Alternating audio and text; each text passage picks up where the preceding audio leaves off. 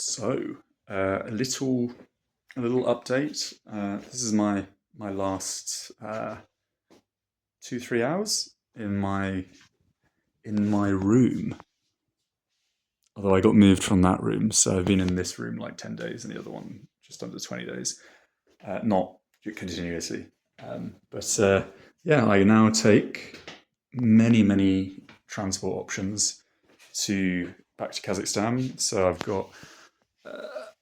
I had to book the bus ticket this morning, which is really annoying because WeChat never works for me. So I have Alipay, but everyone really uses WeChat in China. It's sort of like the WhatsApp, and all the payments go through that, which is really annoying. So I had to go down to the reception and ask them to call them to then book me on the bus tomorrow. Because I was thinking, like, according to the internet, there's only two buses that cross the border in the morning, and you can't go by foot. So if you're solo or without a vehicle and you miss those, you're basically screwed. I think they coincide it with the train on the other side, but it's still really awkward because this is my last day on my visa. So it would be really tomorrow is my last day on the visa, so it'd be really annoying if you missed the bus or there wasn't space. You'd basically be fucked. So yeah, that was 101, and then cross the. So I arrived. Sorry, 2 a.m., which is in like a few hours. I will get on a train from here, which is south of Karamai, a place called Koitan.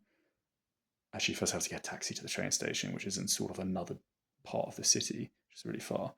And then I get on a train, 7 hours, get there at 8:54 a.m., take a taxi, bus station, register my passport, get on a bus, cross the border, which is going to take like 2 hours because they process everyone that takes the bus sort of at the same time with their luggage and their passports, etc. Might get interrogated again, as was the case on the way in. Then I have to wait a few hours, get on the only train from the other side, which is in a place called Dostoyk, I think, Dostyk. And they were out of the cheap tickets. Actually, no, there were no cheap tickets on this train. So this train was actually really expensive for Kazakhstan standards. And it's only a 6 hour train to a connecting point on the rail line between East Kazakhstan and South Kazakhstan. Then I have a 1.5 hour connection onto another train that goes down Mati in the south, which was also out. They were out of actually the cheaper tickets, so I had to get second class for that as well. Second class is basically in Kazakhstan. You have four beds in a private, basically, room on the train. It's like little rooms with their own doors and four beds in each. Whereas the Platz cart, which is universal in the Soviet Union, which is like third class, although it's way better, especially in the summer because the air can circulate, is yeah the same principle just without the doors. Oh, and you have like two other people on the back wall as well. Actually, so it's booths of six, two at the far side, corridor in the middle, and then the four block. Um, so yeah, so I have essentially coming up three trains, two taxis, and a bus. Then I get to Almaty, and then I have to collect some stuff from like the post office. They have basically like a Temu or Amazon. It's a Russian store which is amazing, which you can use as a foreigner, which is usually not the case with a foreign phone number as well. It's called Ozon. They also have wild berries as well, and stuff on there is like so cheap. If you think about how cheap like Temu or Alibaba is, or Amazon in its early years in Europe, and then you think of like the proximity between Russia and China, and then the import taxes or lack of, the prices are like like I had delivered. This is going to sound a bit gay, but I had delivered I had loads of things delivered. Actually, I had a 2 liter bottle of compressed air to clean the back of my laptop, which is heavy, and it was like £2 from Russia. It's massive, like a massive cylinder. And then I ordered some like some face like nourishment. I don't know what do you call them, like face masks that I wanted to try from Russia, like 60p, like. And hats, I've ordered like hats and stuff that were like £1, so I'm gonna go and collect them. Um, and then the next morning I have to get up at 5 a.m. 5 a.m. have a whole tour of these lakes in Almaty that I hadn't seen up until that point. I wouldn't have seen up until that point, which is strange because I've been to Kazakhstan like 25 times. I don't really do tours, and if it's not like super affordable to get to solo, then it's not worth it. You can prioritize other things. Um, get back 10 p.m. Next day, got to get up at 5 a.m. again. I have an even bigger tour which is just crazy. It's like 10 hours of driving during the day.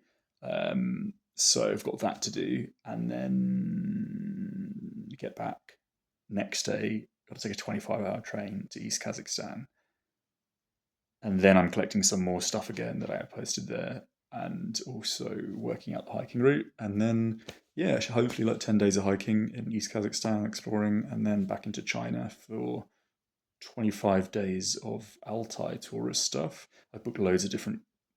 Whereas here, I've been here for like 28 days, which has been absolutely great. It couldn't have been more perfect. This area, this is a really comfortable place to stay. There's going to be, yeah, 25 days of actually like dotting around. Sorry, 25 days of dotting around and seeing stuff as a sort of atypical tourist, and then into Mongolia for some hardcore hiking. And the thing is, I was saying to a friend in Mongolia, I'm not worried about anything except the dogs, because you'll find this a lot with people. If you're solo hiking, you like these dogs. They're not like border collies. You know, the dogs out in the abyss of the steeps are bred to fight off packs of wolves. These are ginormous, monstrous mini polar bear creatures that a fully grown man would struggle to defend himself against one on one, even with a weapon. So if you think, usually they don't have more than a few, but a few is too many. You know, you're not going to get a pack of them because they're too expensive to feed, because they get through so much meat a day, and that's just not cost effective for the people in the yurts. But they would definitely have one, and depending on the size of their herds, maybe two. And if you come up against two, you're dead. They're beaten into the ground to be as aggressive as possible. That's the thing. They're not trained like you train a police dog in the West. The people don't have the time and often the education to do that. So they just beat them to make them brutal. And if you come across one of those where I'm going in Mongolia, I'm going to a really, really rural place, then you've got a big, big, big, big problem. I feel like I could take 100% and probably take a lot of damage in the process, but two, I don't think there's any chance.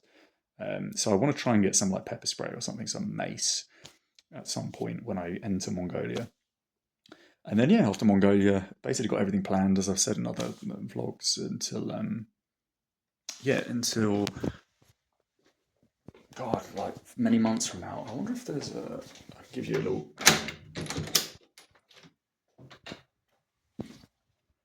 Yeah, so there's the outside of the hotel lobby. Sorry, hotel corridor.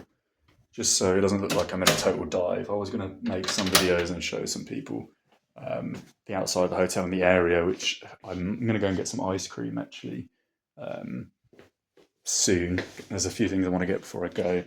I was going to get some samosas, but I think he's out. In fact, I should get ice cream now. Closes. But oh, my codes have just come through now. Anyway, so yeah, that's the gist of it. And I'm probably not going to upload a video like vlog for a while. When I do the tour, I'll do some like classic shitty Jono videos where I just take the phone and then spray the scenery with my phone, and then spam upload those onto YouTube. But yeah, I'm sick of YouTube. I don't really like it. I need to sort of start re-uploading to the better alternative channels like BitChute and Odyssey and stuff. Get back on those, and yeah, I'll leave it there.